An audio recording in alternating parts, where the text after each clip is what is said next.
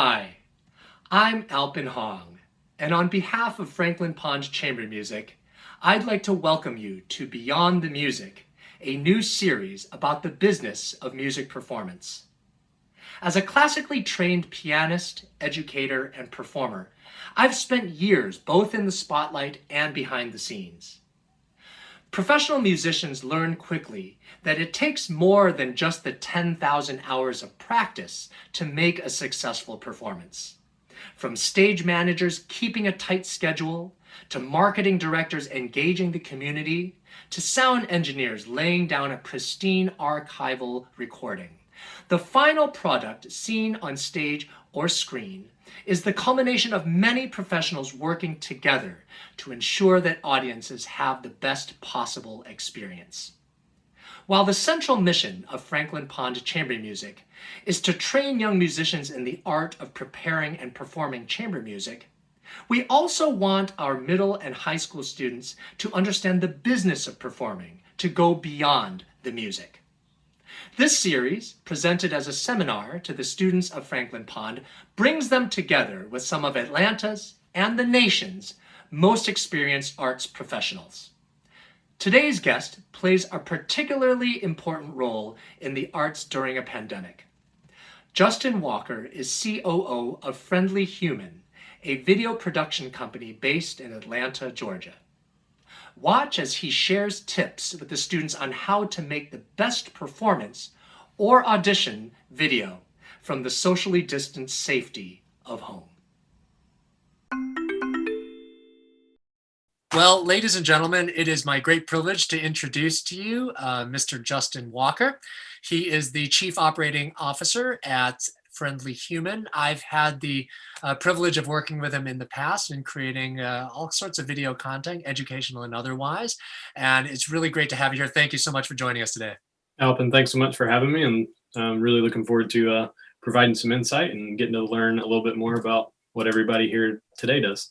Yes, absolutely. A lot of us older folks, and I'll just call myself an older folks, or before the advent of personal computing and even especially handheld computing, for these students here, that is native to them. They've grown up with this. They've had the a very sophisticated video camera in their pocket.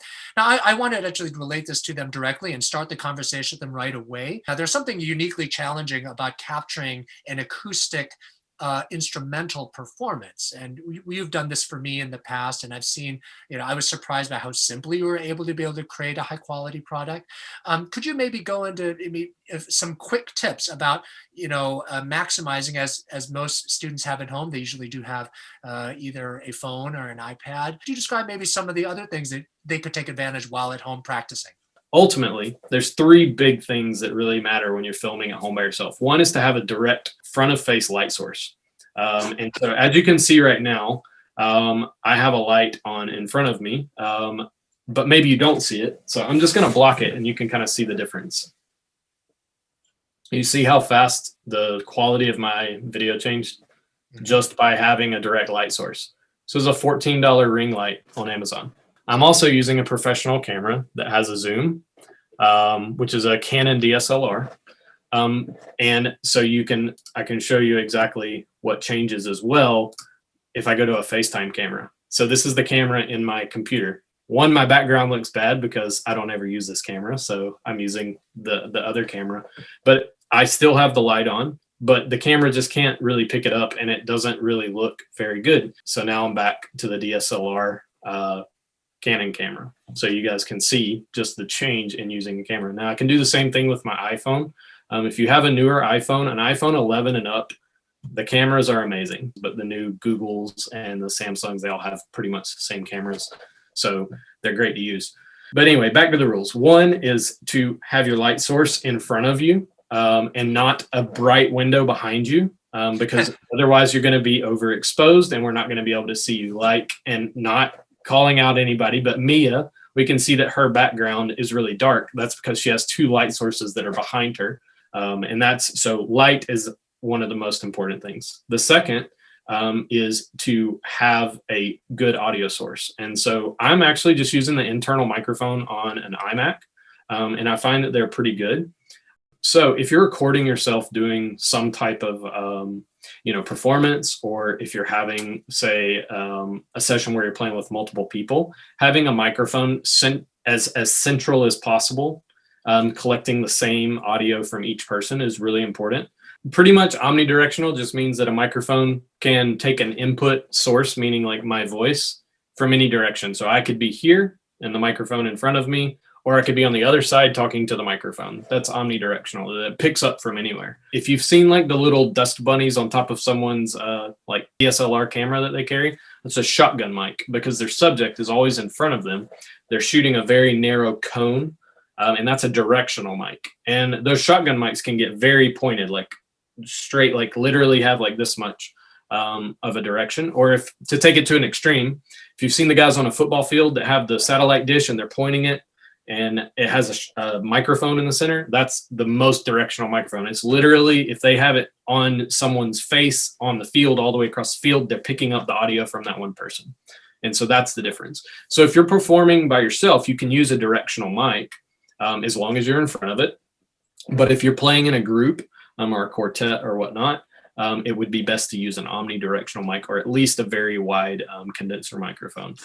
And if you're going to use an omnidirectional mic, it needs to be able to kind of stand in the middle of everybody. So a lot of times they sell like a little gorilla pod, as they call them, that has like flexible legs, and it's like a little tripod. So you can sit it on top of that, or you can put your phone on one of those and then plug it in it and just make sure that the phone's kind of, sitting off to the side and the microphone's, up where everyone can kind of get access to it. You don't want to block it, because if you have, say, this is the pencil sharpener is the microphone, and something is in front of it this way, like I would tell a big difference than if it were over here. It would now pick up my voice, because they are very sensitive to, it's kind of like light with a camera. It's kind of the same way. You want to have that line of sight to the microphone.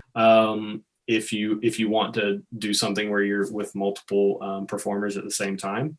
And there's a lot, if you search on Amazon for omnidirectional microphones, you can find really cheap solutions that'll plug directly into your phone with a lightning port or USB-C or anything that you really have, or you can even get a USB external microphone to go on your computer. So that's audio. And of course, if you want to take it to the next level, there's audio recorders such as like a Zoom recorder, but they're a really great prosumer audio recording device that's going to give you phenomenal audio quality. We use them, as a matter of fact, at Friendly Human. And then the last thing is framing. So you can see the way that I'm sitting here, and I'm by no means exactly perfect, but this is kind of following the rule of thirds. So right here is 1/3. It's like a grid pattern. And then right here is 1/3. And then there's a line here, and then there's a line here. And so you pretty much want to be in one of those corners on the thirds of the frame. I want to be looking across the frame, which is how I'm set up like this right now.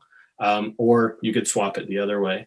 And of course, when we're doing Zoom and the camera is in our laptop, the frame, the bezel around our monitor, we're going to be center of the frame, and it's hard to do that. But when you're setting up your phone to record yourself or use something else, you can always follow the guideline of kind of being framed the way that I am. So if you follow those three general things, you're going to kind of get out of the realm of just being on a Zoom call, if that makes sense, and you're going to upgrade your audience's enjoyment of your video. Well, thank you so much, Justin. This has been a really great conversation. Thank you for taking time out of your busy schedule to meet with us. Any last chances for any of your students here to be able to communicate with them directly? Anybody have anything else they'd like to say again? On behalf of Franklin Pond Chamber Music, thank you for joining us today for our first episode of Beyond the Music. Subscribe to the Franklin Pond YouTube page so you don't miss our next episode featuring Jennifer Barlament, Executive Director of the Atlanta Symphony Orchestra. I'm Alpin Hong, and see you again soon.